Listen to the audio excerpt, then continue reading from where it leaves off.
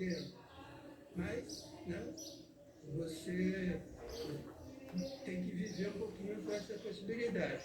A expectativa do Irã é que os Estados Unidos exerçam a pressão que eles têm capacidade de exercer sobre Israel e consigam conter as coisas, evitar que haja qualquer tipo de medida de Israel que aí force o Irã a redobrar a aposta, aí realmente convocar os proxies e aí sai todo mundo perdido.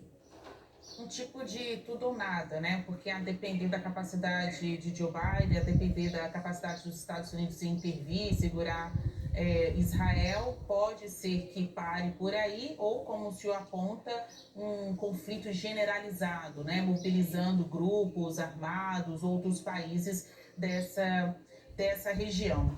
Diante desse grau de complexidade, como está a situação dos brasileiros que moram no Irã? Pois é, os brasileiros perguntam para nós o que nós achamos que deve ser feito, né? Então, nós temos assim, primeiro nós temos o nosso adido de defesa aqui, fazendo relatórios de como está a situação, segundo as fontes que ele tem, falando com os militares daqui e ouvindo um pouquinho a opinião deles. Segundo, o próprio adido de defesa organizou um grupo WhatsApp com todos os brasileiros, de modo que a gente possa ter um contato mais fluido com todos eles. O número de brasileiros aqui é difícil sempre você calcular corretamente, porque se você tem que calcular os brasileiros de nacionalidade brasileira, etc., nós temos mais ou menos 180, quer dizer, que são aqueles que têm nacionalidade brasileira, etc., e que estão conosco já em contato com no nosso grupo de WhatsApp. Mas é claro que se você tem que mobilizar uma evacuação, você tem que pensar na mulher, no filho, nos parentes, etc. É sempre uma coisa que pode ser um número maior. Por outro lado, acho que há uma certa confiança de que as coisas vão se normalizar, porque não deixa de ter havido um gesto iraniano, né, de, de, de procurar dar por encerrado o conflito. Né?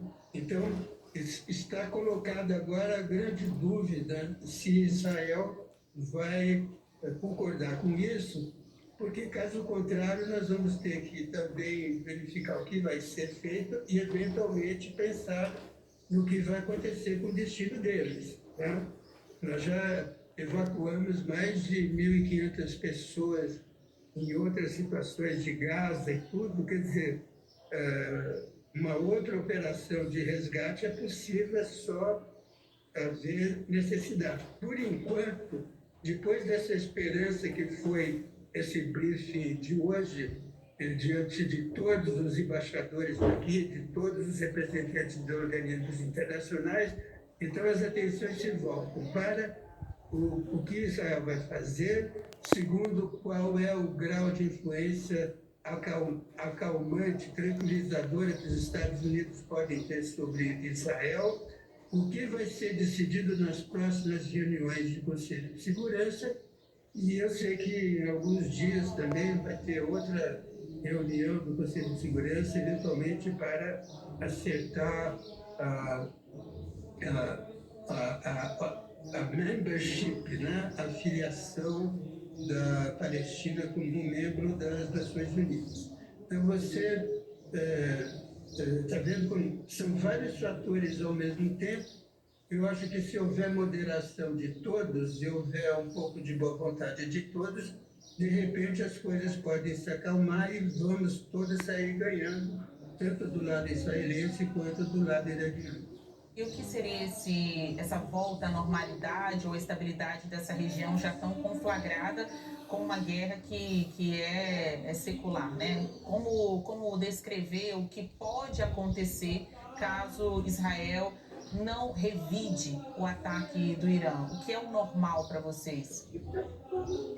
Olha, sinceramente, eu acho que se Israel se mantiver, eh, não retalhar, a probabilidade das coisas irem progressivamente voltando à tranquilidade é muito grande, porque o Hezbollah está evitando fazer qualquer coisa. O Hamas também está evitando fazer qualquer coisa.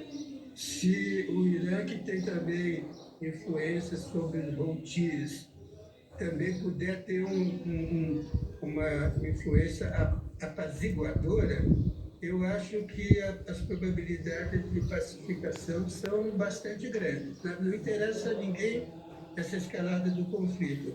Isso a gente está falando do conflito agora, sem considerar outros atores, sem considerar a Rússia, né?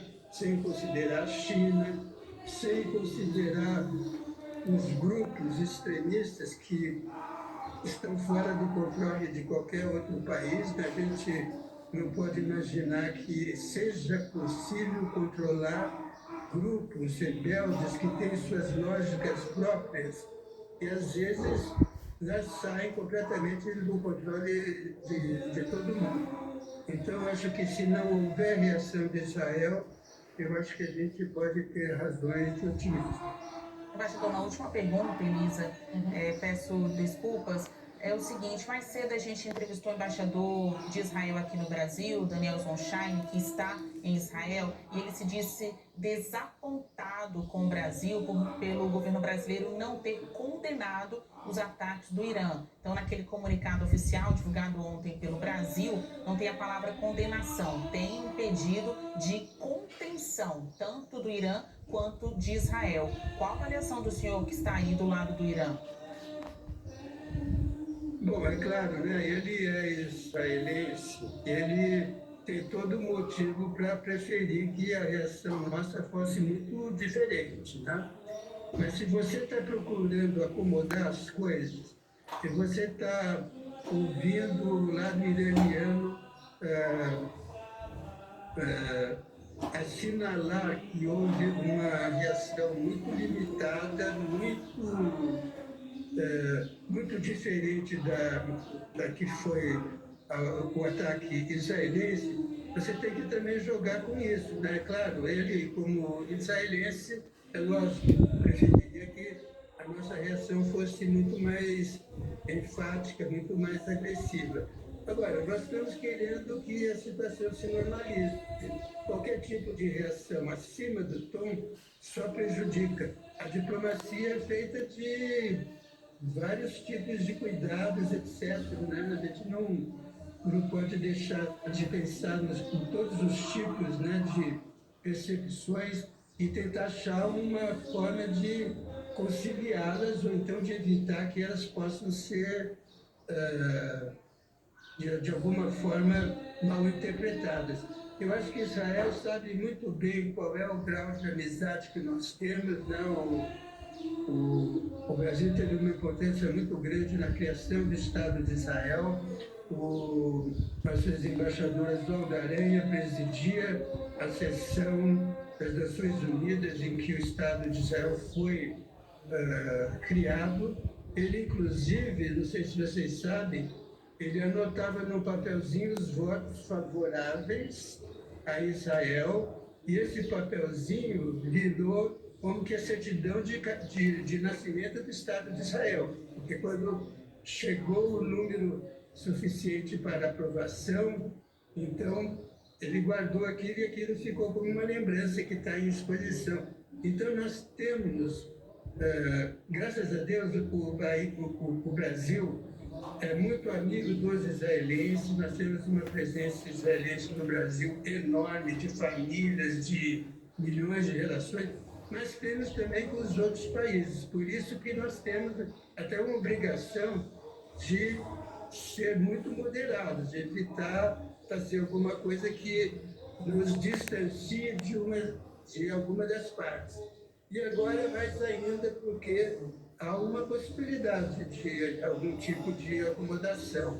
Então, o embaixador Israel tem que também compreender como nós temos que ser equidistantes e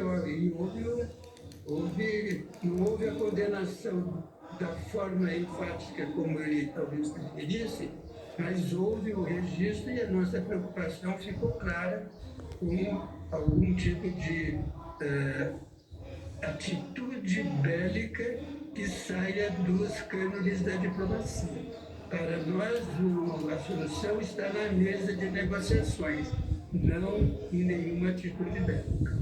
Muito importante ouvir-te. Muito obrigado, Eduardo Gradioni, embaixador do Brasil, que fala conosco agora ao vivo do Irã e também compartilhando os dados